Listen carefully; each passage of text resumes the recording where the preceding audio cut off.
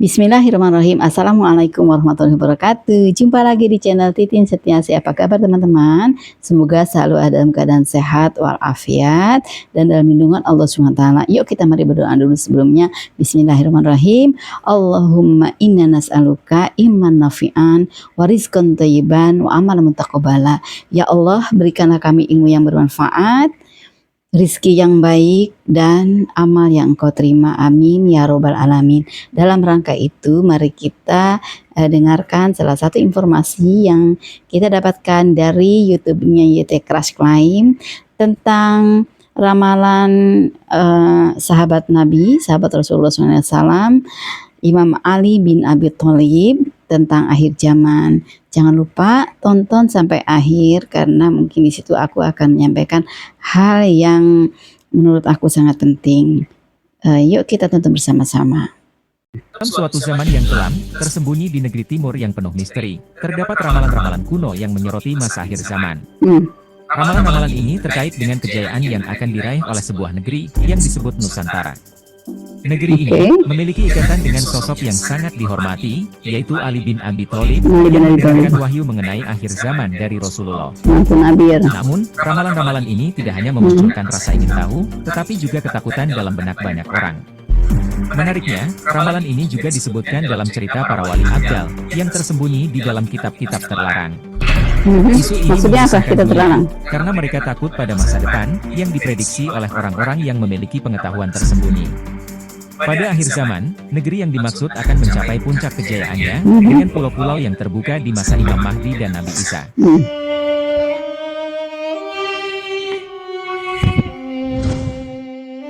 Sebuah kitab yang sangat berharga, yang dikaitkan dengan Ali bin Abi Thalib berjudul Al-Jif Azam, telah mengungkapkan pernyataan-pernyataan Ali bin Abi Thalib mengenai akhir zaman, yang diterima beliau dari Rasulullah. Kitab tersebut merujuk pada keberadaan suatu negara yang akan menjadi simbol kejayaan Islam di masa akhir zaman, yang disebut negeri Al-Yaban. Negara ini memiliki ciri-ciri berikut. 1. Mayoritas penduduknya adalah orang-orang yang beriman kepada Allah dan Rasul-Nya. 2. Penduduknya berasal dari kelompok Ajam, yaitu orang-orang non-Arab. 3. Penduduknya terkenal baik, dan banyak yang mampu membaca Al-Quran. 4. Negara ini memiliki luas tanah yang sangat besar, dan menjadi tempat hijrah bagi banyak orang. 5. Di negara ini terdapat ratusan pulau, dan keturunan Rasulullah, yaitu para Habib dan Sayyid tinggal di sana. Masya Allah, Indonesia dong. Banyak gunung yang menjulang tinggi melindungi negara ini, dan sering terjadi gempa di sana. 7. Negara ini menjalin hubungan luar negeri dengan negara-negara di sekitarnya, seperti negeri Cina di timur jauh, dan negeri yang berada di belakang Laut Kuning, yang memiliki nama yang mirip dengan nama raja mereka di masa lalu, yaitu Koreo, yang Korea mungkin. 8. Pada akhir zaman, negara ini akan mencapai puncak kejayaannya, di mana semua pulau yang dimilikinya akan terbuka, saat masa Imam Mahdi dan Nabi Isa. Masya Allah. Negeri yang memenuhi ke-8 ciri-ciri tersebut, disebut sebagai Al-Yaban dalam kitab Al-Jif Azam, yang diterjemahkan secara keliru sebagai negeri Jepang dalam bahasa Indonesia. Namun jika kita melihat dengan seksama ciri-ciri tersebut, jelas terlihat bahwa ciri-ciri tersebut sebenarnya mengacu pada Indonesia, bukan Jepang.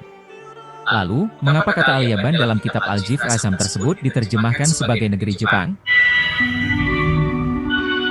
Jawabannya adalah, karena kata Al-Yaban merupakan pelafalan dalam bahasa Arab dari kata Al-Yavan, sebagaimana nama Swarnadvipa, nama Pulau Sumatera dalam bahasa Sanskerta, yang diucapkan dalam bahasa Arab sebagai Suarandip. Juga tidaklah kebetulan, bahwa dalam peta kuno Pulau Jawa versi Belanda, terdapat daerah yang disebut Japan, yang mirip dengan Jepang. Dr. Menachem Ali dalam bukunya berjudul Aryo-Semitic Philology, The Semitization of Vedas and Sanskrit Element in Hebrew and Abrahamic Text menjelaskan, bahwa kata Yavan, merupakan istilah yang diadopsi dari bahasa Vedic Sanskrit, yang berasal dari kosakata Yavan Vipam, dan kemudian mengalami proses transliterasi menjadi Jawa Dwipa, yang artinya Pulau Jawa. Dengan demikian kita dapat memahami bahwa negeri Al-Yaban, yang merupakan pelafalan dari kata Al-Yavan dalam lisan orang Arab yang disebutkan oleh Ali bin Abi Thalib dalam kitabnya yang berjudul Al-Jif Azam sebagai negeri di timur yang akan mengalami kejayaannya di akhir zaman, merujuk kepada negeri Nusantara, dengan Pulau Jawa sebagai bagian darinya.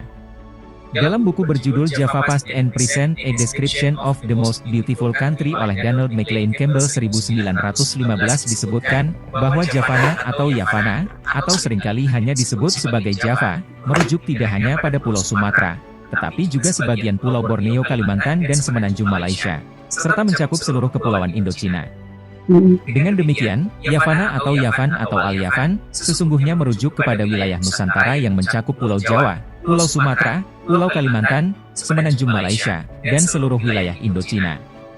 Wilayah Nusantara ini, pada masa penyebaran Islam oleh Syekh Jumadil Kubro kakek Sunan Ampel, Syekh Maulana Ishak ayahanda Sunan Giri, dan Sunan Ampel ayahanda Sunan Bonang sebagai generasi pertama Wali Songo, disebut sebagai Jawi. Jawi merujuk kepada wilayah Nusantara yang mencakup Malaka, Pasai, dan Ampel Denta.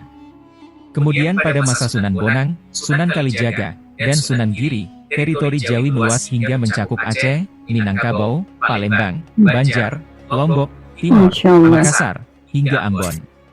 Keseluruhan wilayah penyebaran Islam oleh Sunan Giri dan murid-muridnya ini kemudian disebut sebagai Jawi.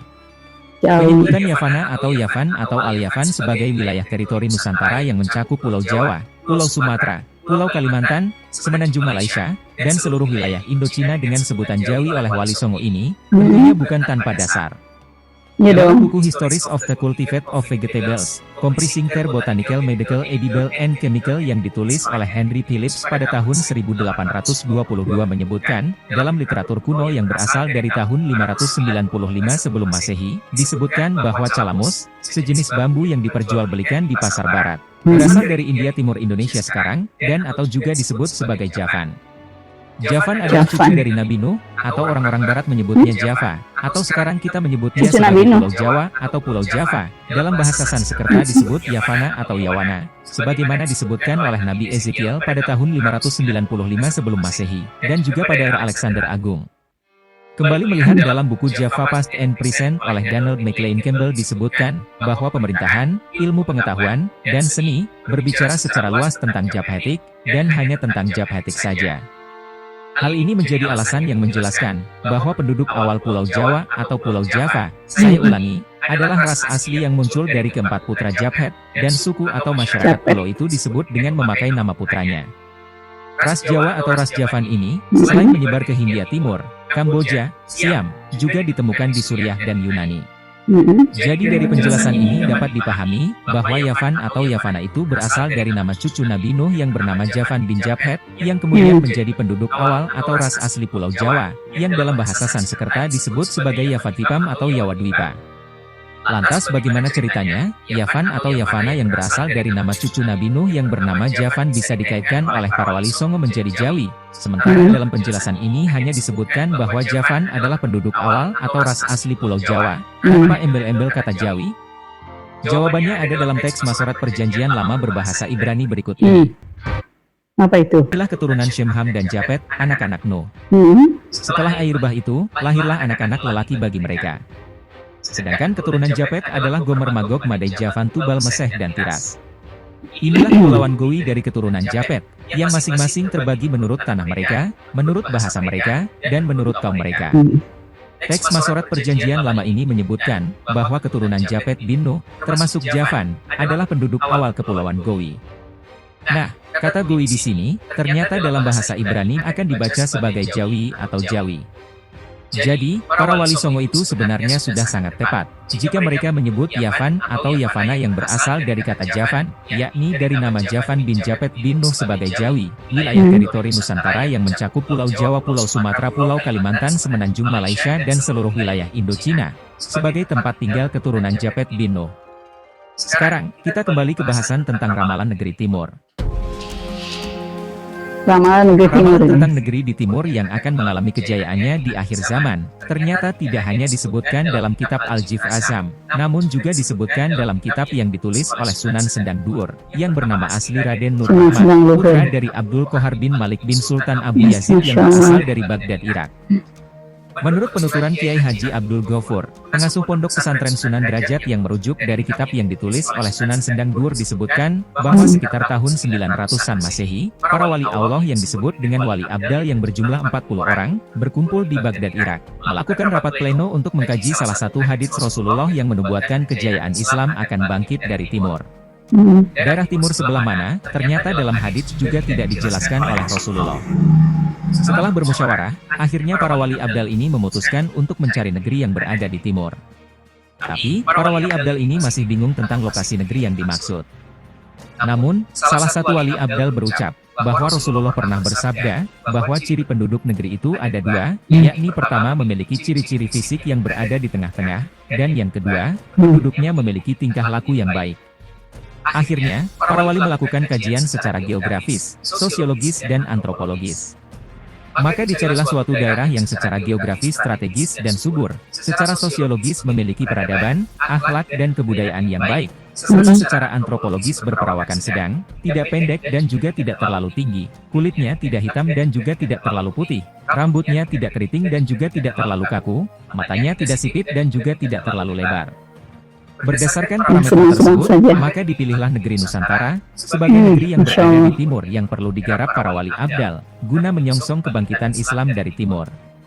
Apa yang disampaikan oleh Kiai Haji Abdul Ghafur yang merujuk dari kitab yang ditulis oleh Sunan Sendang Dur ini, memiliki konteks yang serupa dengan apa yang pernah disampaikan Kiai Haji Asad Syamsul Arifin dalam salah satu ceramahnya pada tahun 1980-an sebagai berikut.